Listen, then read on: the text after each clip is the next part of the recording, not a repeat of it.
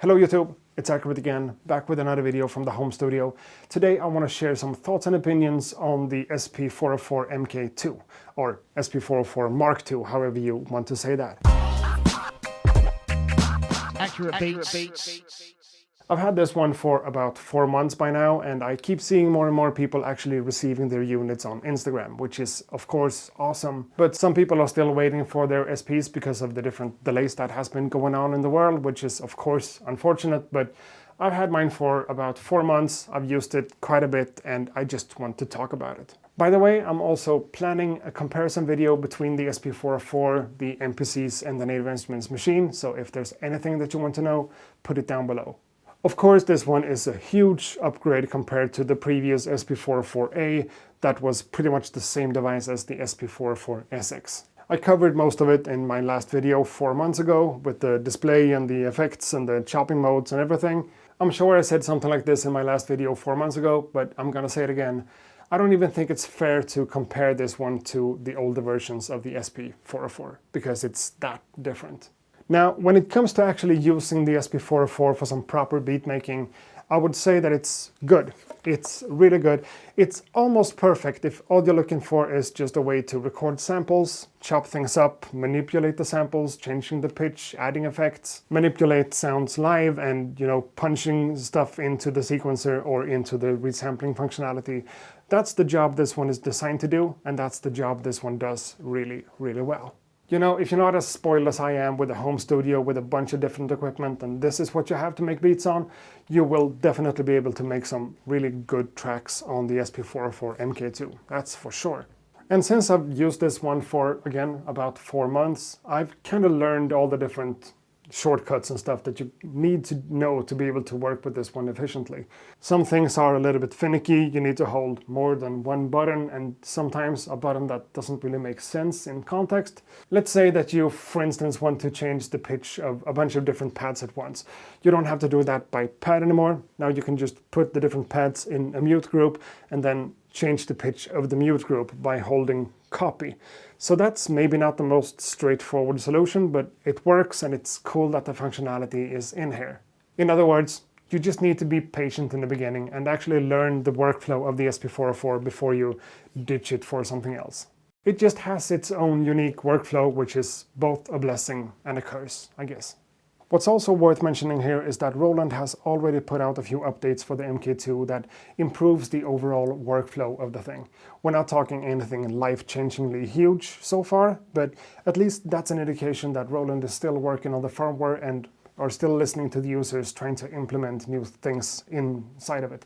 So if you get the MKII, make sure to keep it updated and keep yourself updated on Roland's website where they kind of release everything that they add to it.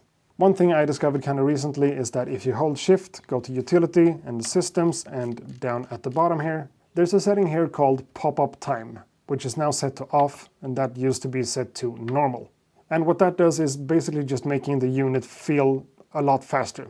Say for instance that I'm going to copy this pad over there, and I go to copy, it says Operation Complete, right? But if I change that setting to off instead of normal, like so, and I copy the pad over there, copy, that's crazy fast. Which means that the process of actually copying the sound over to another pad has always been super quick, but this little message makes it feel slower than it needs to be. And this just improves on that, which is cool. But if I'm jumping into the pattern sequencer like that, setting that one up to record 16 bars, then I can record my notes just like that. But if I then try to go into chromatic mode, it says please stop recording. I'm actually not sure that I've seen that message before, but we're still not able to record notes from the chromatic mode into the pattern sequencer. Still a little bit unfortunate, but I guess I'm just going to keep mentioning that because I feel it's a missed opportunity. It would be a really cool function to have, but yeah. I want to say that the main thing that I've discovered from using the SP-404 MKII for a couple of months is that I have a really hard time turning it off whenever it's turned on. It's that fun, it's that intuitive, and that inspiring to work on. Even though I have a studio full of equipment that can do what this one can, plus a little bit more sometimes, whenever this one is turned on and I'm working on it, time just flies, and I spend hours working on simple ideas for beats inside of it, just as it is. And even though the MIDI functionality has been updated on the MKII with the later updates, I just never tend to connect a MIDI keyboard into it to play notes chromatically like that. It's fun enough to use the device just as it is. And that's the main reason why I said what I said a few minutes ago, that this one is almost perfect if what you're looking for is a dead simple sampler. Sure, Machine and the MPCs and the MC707 for that matter has way more stuff to it, like proper synthesizer engines and more effects and different ways to route the output signal inside of the unit itself. But the SP still has something unique about it that nothing else has. So it's by no means the most powerful piece of gear that I have in the studio, but one of the most inspiring ones for sure. For some reason I used to get a lot of double triggers on the pads before, like I hit the pad once and it actually triggered twice, and that doesn't happen as much anymore. Maybe that's just me being more like comfortable with the unit, or maybe it just, needed a little bit of time to settle in. Who knows?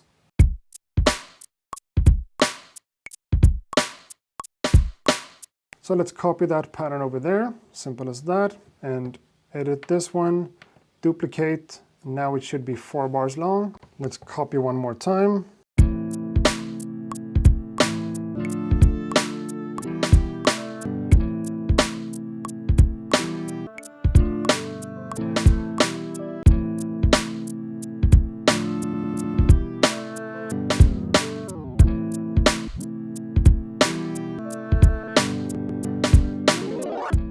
Sorry about that, but it's that fun, that simple, and that intuitive to make something here.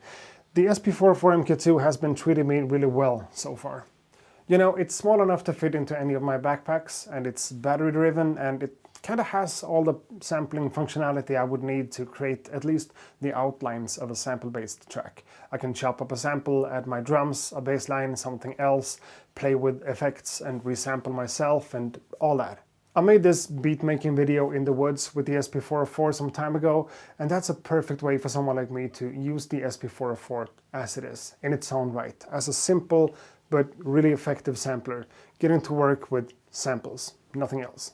Now, even though I have all these different options available to me here in the studio, there is something special about the SP-404 that kind of makes it deserve or even demand its own dedicated spot in a setup like mine.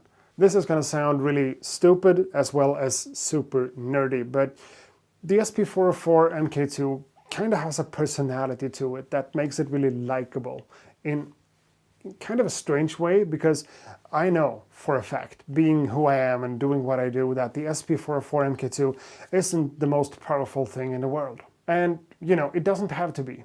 As long as it's inspiring and fun to work on and makes you get like creative ideas out there, that's good, and that's what it's all about, and that's where the SP ticks a lot of the boxes for me. And I really hope that Roland will keep putting out new firmware updates for the SP to make it even better than it already is. Maybe we're gonna have to learn even crazier combinations of shortcuts to be able to do what we wanted to do, but that's what it is. And that about wraps it up for this one. I think that's all I wanted to say about the SP-404 Mark II after I've been using it for about 4 months. In many ways, I would say that this one is best in class, if the class is just a straight up sampler that doesn't really pretend to be a digital audio workstation or a DAW. In other words, if you're thinking about getting this one, yeah, get it.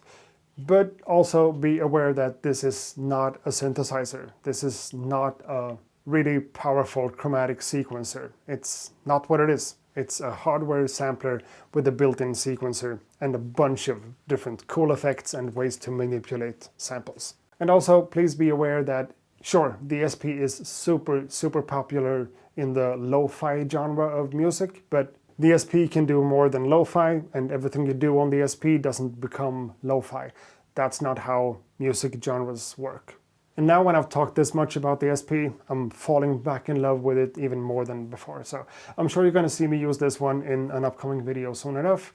And I'm also thinking about my comparison video between different samplers. So that's coming up. Again, if you have any questions, leave them in the comments below. So thanks a lot for watching this video. I hope to see you guys in the next one. Until then, ha det gott!